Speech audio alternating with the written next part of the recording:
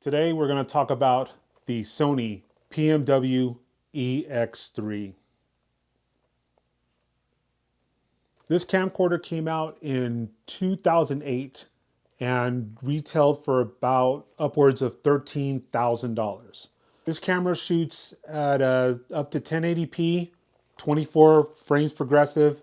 It's a CineAlta, so it shoots really good cinematic style footage. It shoots at 35 megabits per second.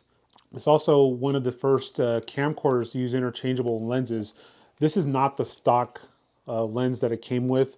This is a aftermarket Fujinon lens, and it has a wide, it's more of a wide angle shot, so I can pretty much get into someone's face with this instead of be at a specific range, not have to worry about, about it being, subject being out of focus or whatnot. This also has a really nice little shoulder mount that can slide in and out. So basically I can take the eyepiece right here, put it up to my shoulder, and get really good, smooth handheld footage. If you were to go online or to go to YouTube these days and look up videos for this camcorder, you'll find videos with really bad video test. A couple people talking about the just the camcorder itself and that they're selling it. Philip Bloom actually has a really good in-depth review for it. And there's even a promotional video featuring George Lucas at USC talking about how the students can benefit from using these kind of camcorders, because back in the day, these were considered the future of filmmaking. It was definitely a camcorder ahead of its time because it did have the interchangeable lenses. You were able to actually get adapters for this, so you can put in like your EF mount lenses. It had, of course, Red Rock had lens adapters for it as well. I mean, it was a really great camera for its time. Unfortunately, it's now become kind of a relic of its time because though it does have a pretty good codec. It shoots 35 megabits per second, which is a step up from the Canon C100. But at the same time, they make smaller cameras now that can shoot 4K and 8K, and just, the cameras of today destroy this thing. So, I mean, does that make this camera completely irrelevant? I don't think so. These days you can easily get a DSLR that shoots 4K or 8K, but you still got to buy the lenses. You still got to buy filters for it, like NDs, which are essential to shooting outdoors.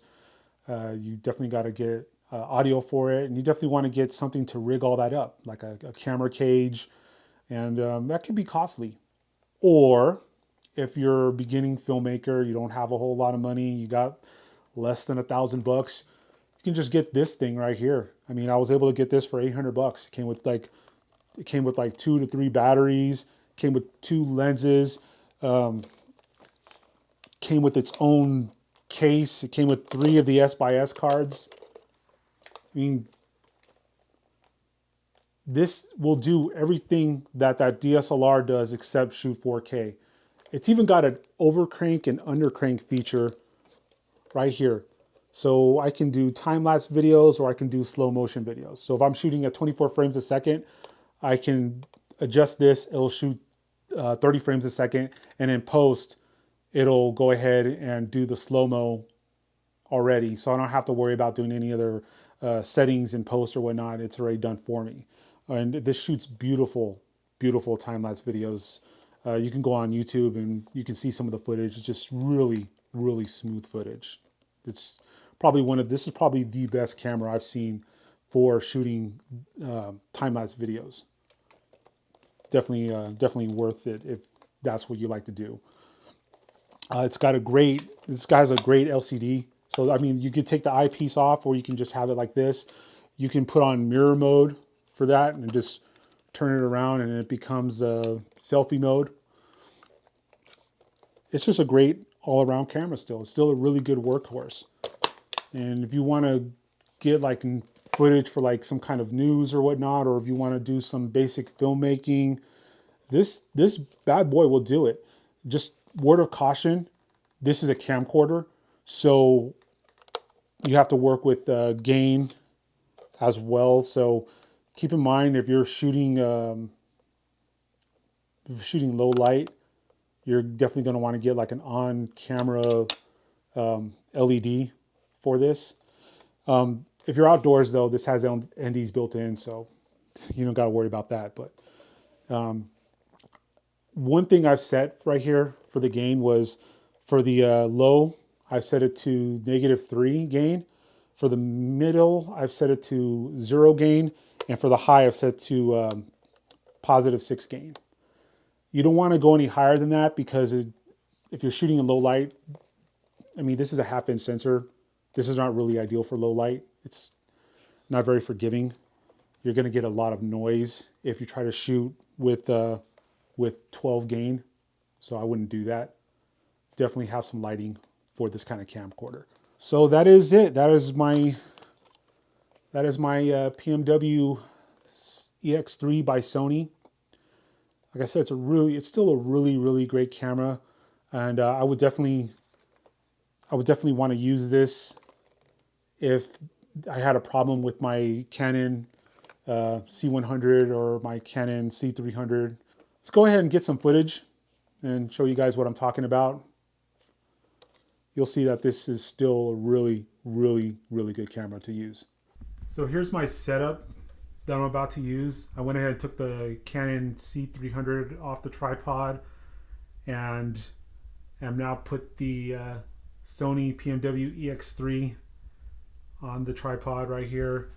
You know, I've got the S/S card set up right here. This is the 64 gig. Then I have a 32 gig SD card that's plugged right there to the adapter, which is going to be even better because I can just take the SD card out, put it into my computer, and then get the footage in a lot faster than if I was to plug in the camera via USB, just instead of lugging the beast around, you know. I've taken the diopter off, so it's its own little LCD screen. I set mirror mode to on, so now this has become selfie mode pretty much. Now this is not the stock lens. This is a Fujinon HD wide angle lens. I don't know the exact model number of this, but it's a really good wide angle lens. I can actually get right up close and personal with my subject and they'll still be in focus. The kit lens that came with this won't do that. I would have to be at a certain distance before I could actually get my subject in focus. It's just a beautiful camera setup.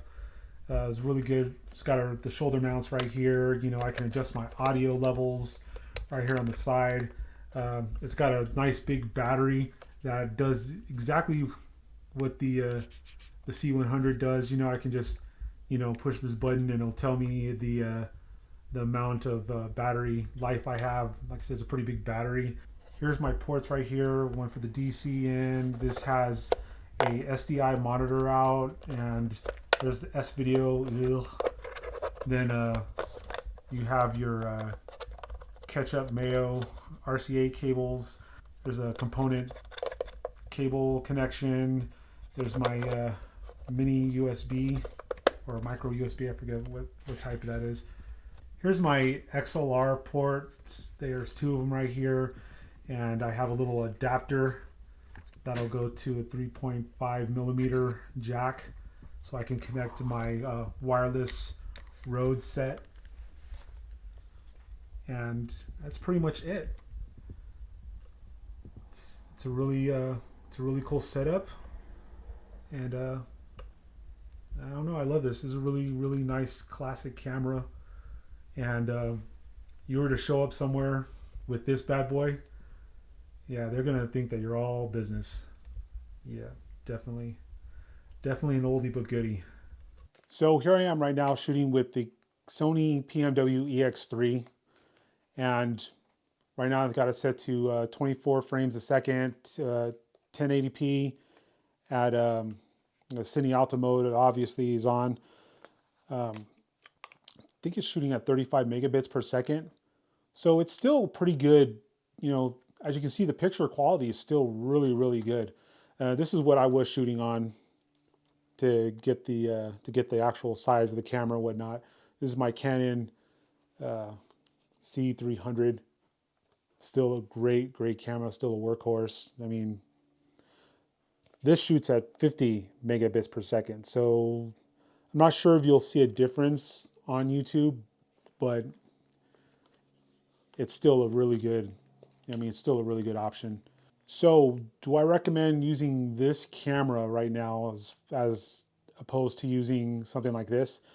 I still prefer my C300 because it's just so much more lightweight, you know, and it has just, I mean, it's the picture of this combined with the interchangeable lenses is still just it trumps all.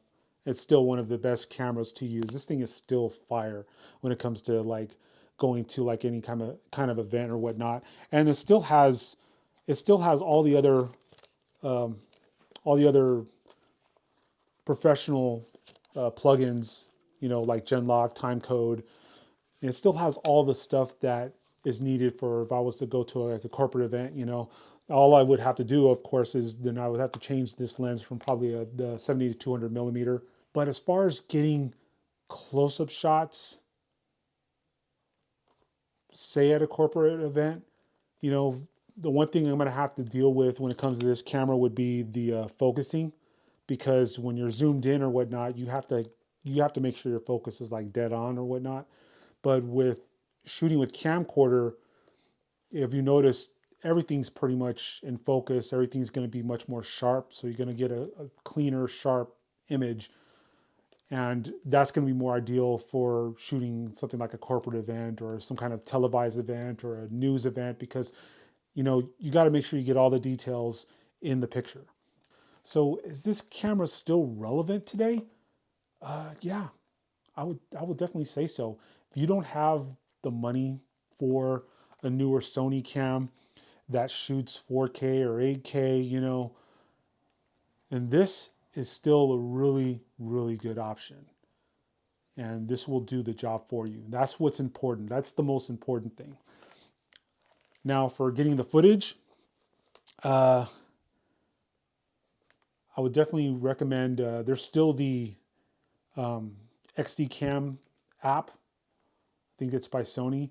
So if you go online, hunt for that, get that application. You're definitely going to need it, because when you capture the footage, like the C300, you know, like the cinema cameras or some of the camcorders from back in the day, it won't do the whole clip at once. What it does is it cuts them in like gigabyte packages. So you'll end up with, instead of one large clip, you're going to end up with smaller clips.